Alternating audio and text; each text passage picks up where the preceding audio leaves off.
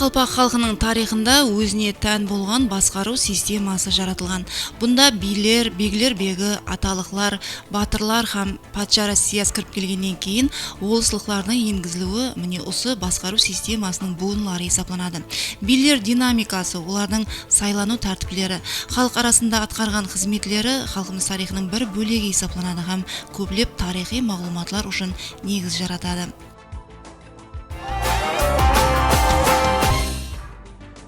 Би атамасы түрки халықларда дәслепкі түрки мемлекетлер қалыптасқан орта әсірлерден баслап қолданыла басталады.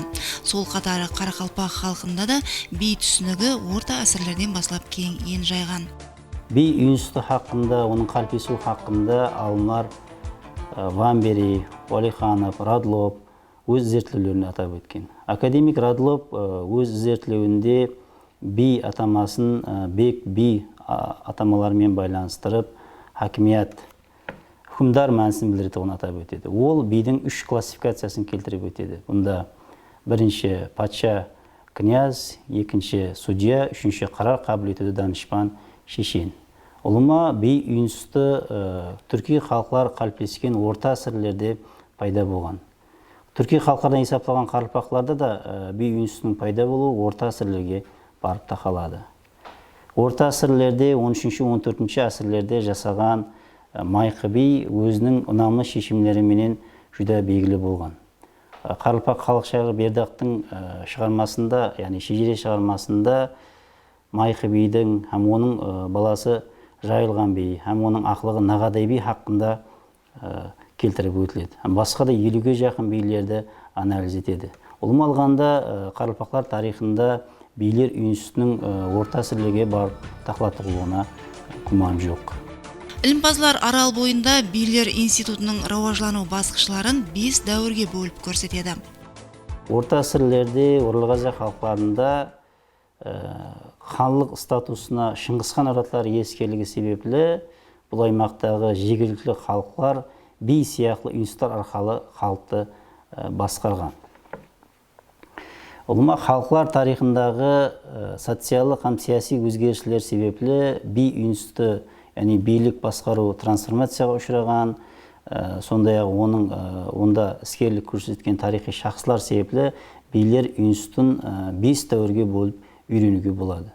Бұнда біріншісі орта әсірлердегі билер институты, екіншісі 17-ші әсір һәм 19-ші әсір басындағы дәуір, үшінші 19-ші әсір басы 1870 жылдардағы дәуір, 4-ші 19-ші әсір ақыры 20-ші әсір басындағы дәуір. 5-ші дәуір 20-ші әсір басынан әзіргі дәуірдегі көшу билері.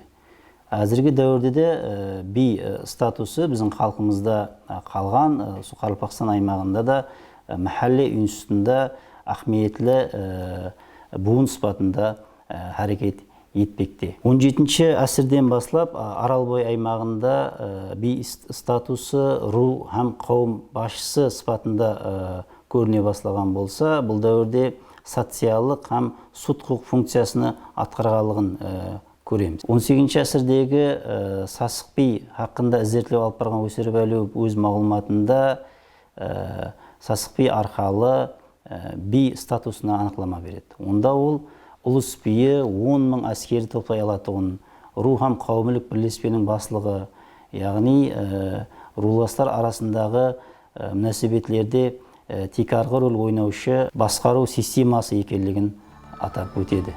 Қарақалпақ халқында билер институтының текарғы өзгешелігі олардың халық тарапынан сайланып қойылғанлығында еді. Би лауазымына текарынан халықтың арасынан шыққан, басқару ұқыбына ие болған инсанлар түрлі сынақлардан өткерілген һәм олардың келіп шығуы ата-бабалар хақында мағлұматлар да әтібарға алынған. Ұлыма бұл дәуірде 17-18-ші әсірлерде Аралбай аймағындағы билердің яғни сайлау системасына ие болғаны, яғни халық тарапынан билердің сайлануы, бұл демократиялық принциплардың тарихи тамырларында екенлігін көруге болады. Фольклортанушы Табысқан Қанатов өз зерттеуінде би сайлау дәстүрі хақында атап өтеді. Онда би болатығын талабан, яғни оның ата-бабасы жақсылап тексеріледі һәм ол дауысқа қойылады. Айрым мағлұматлар бойынша танықлы, яғни белгілі билердің атқосшылығында жүрген айрым шақсылар би болуға талабан болады.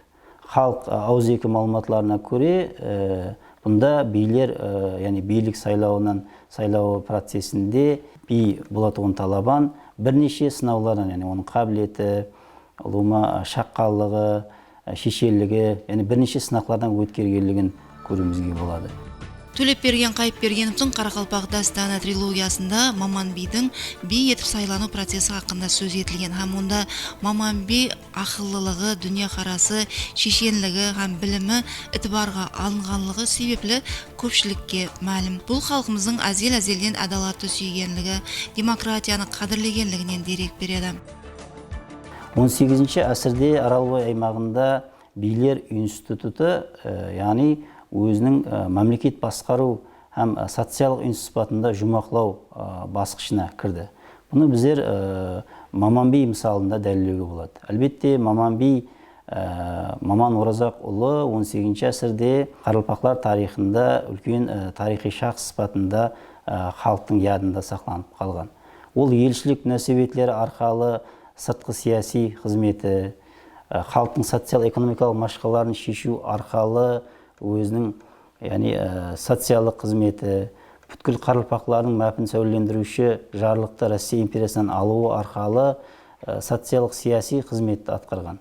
Әлбетте 18-ші әсірдегі Арал бойы тарихында Маман би, би институтының жоғары үлгісі болғанлығын көреміз. 19-ші әсірдің бірінші ширегінде Қарақалпақлардағы текарғы хакімшілік лауазым билер Хиуа ханы тарапынан тайланатығын болды. Міне осы дәуірлерде Қарақалпақларда аға би лауазымы да пайда болады. Сондай-ақ беглер бегі лауазымы да қолданылып басылайды. 19-ші әсірдің бірінші ширегінде Қарақалпақларда билерді Хиуа ханы тарапынан тайланатығын болды. Хиуа ханы оның атрапындағы әмелдарлардың айрықша тапсырмаларын орындауда айрықша іскерлік көрсеткен шақсылар би лауазымына тайланды. Әлбетте олардың би лауазымына тайлануында Хиуа хан тарапынан жарлық алуы талап етілді. 1806-1825 жылдары Хиуа ханы Мұхаммед Раман бірінші Қарақалпақтарды басқару системасында реформалар істеген.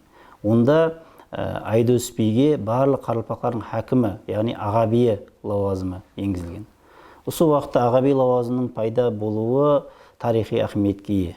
Аға би лауазымының пайда болуы осы төменгі Амудария аймағындағы дәстүри басқарушылардың кейінгі рауажлану эволюциясына тікелей тәсір жасады.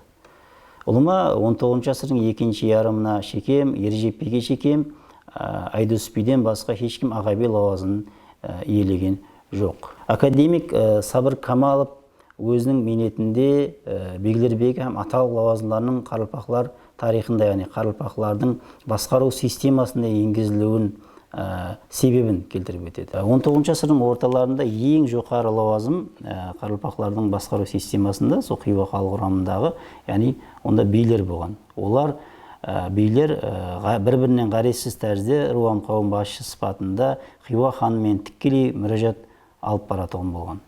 Бұл әлбетте Хиуа халқының басқару системасында қиыншылықтарды келтіріп шығарған. Бұл системаның жарамсыздығы 1855-56 жылдардағы һәм 1859 жылдағы қозылаң уақытында айқын көрінеді.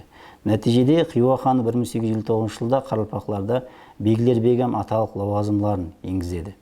Енділікте 2 беглер бегі һәм 4 аталық енгізіледі. Яғни бұнда 2 беглер бегі Қарақалпақлардың ұрылық системасы бойынша, яғни 14 ру арасында бір беглер бегі, Қоңырат арасында бір беглер бегі енгізіледі. Бұнда 1859 жылы бірінші мәрте Қоңырат арасында Қабыл беглер бегі, 14 ру арасында Сайпназар беглер бегі осы лауазымға тайланады. Ал билердің бұл уақыттағы вазипасы кемейеді, себебі билер, яғни аталықтарға бағынады. Бұл жерде ең жоғары лауазым, аға би лауазымы енгізіледі. Бұны Ержеппей бұл лауазымды иелейді. Яғни бұл жерде ең жоғарыда аға би лауазымы, ондан кейін беглер бегі аталықларға болса, билер бағынады. Яғни басқаруда бірнеше буылар пайда болады. Патша Россиясына кіріп келуі менен жергілікті болыслық басқару системасы енгізіліп басланды. Бұл аймақта 2 участка қалыптасты, яғни Шорахан учаскасында 7 болыслық, Шымбай учаскасында болса 12 болыслық шөлкемлестіріледі. 19 ғасырдың 70 жылдарында Оралық Азияны, соның ішінде Төменгі Амудария аймағының Россия империясы басып алғаннан кейін бұл жердегі дәстүри басқарушылар системасына, бұл жердегі дәстүри басқару институттарының яғни өзгерістерге алып келді. Әлбетте бұл жердегі дәстүри басқаруларға яғни өз зиян тигізді. Аймақларға да яғни үлкен өзгерістерді алып келді.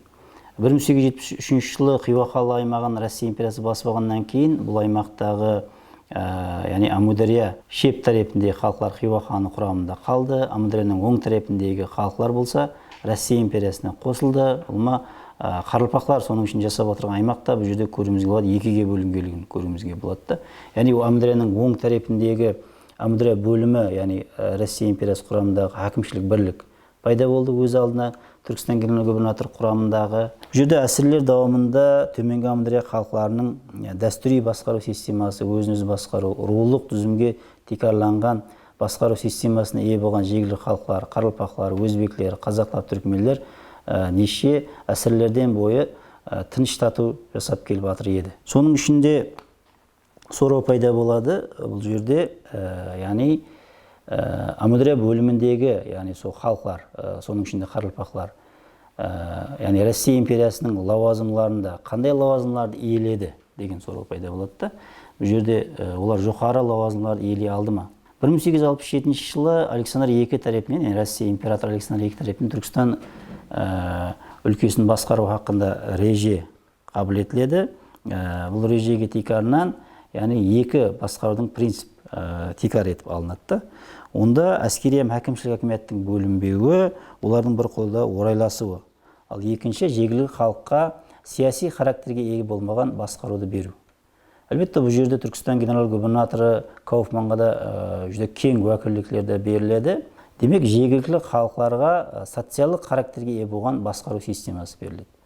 Олар жергілікті болыс басқарушылары һәм ақсақалдар сияқты лауазымларды иеледі. Болыслықтар қандай вазипалар атқарды деген сұрау туылады. Мағлұматларға қарағанда, болыслар сол аймақтағы әрқандай машқаланы шешу уәкілдігіне ие болған. Амудария бөлімі екі учаскаға бөлінді. Шорахан һәм Шымбай учаскалары, оларды участка приставлары басқарды. Ал учаскалар болса, өз алдына волыстыларға бөлінді. Бұл аймақта сол 1873-1907 жылдарда Шымбай учаскасында 12 волыс, Шорахан учаскасында 7 волыс болды. Яғни көріп тұрғанымыздай жергілікті халықлар бұл жерде жасап отырған, яғни төменгі басқаруды, яғни волыс басқарушылары лауазым иеледі. Шорахан һәм Шымбай учаскалары басшылары да анық вазипаларға һәмде уәкілдіктерге ие болды.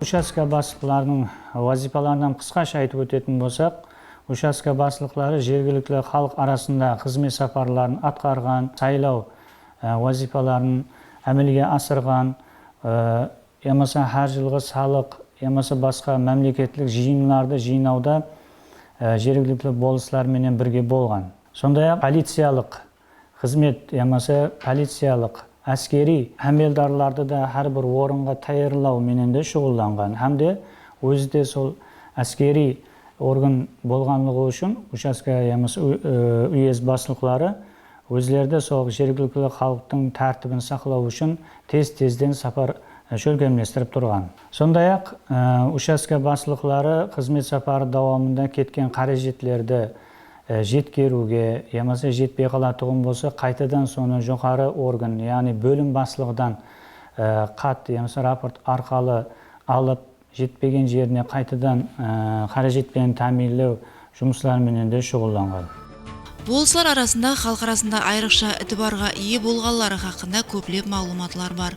Бұлар Құлен болыс, Лепеспай, яғни Лепес болыс, сондай-ақ Сейтназар, Ерназар ұлы Кегейлі болыслығын басқарған. Ният Нияз ұлы болса Нөкс болысы басқарушысы болған.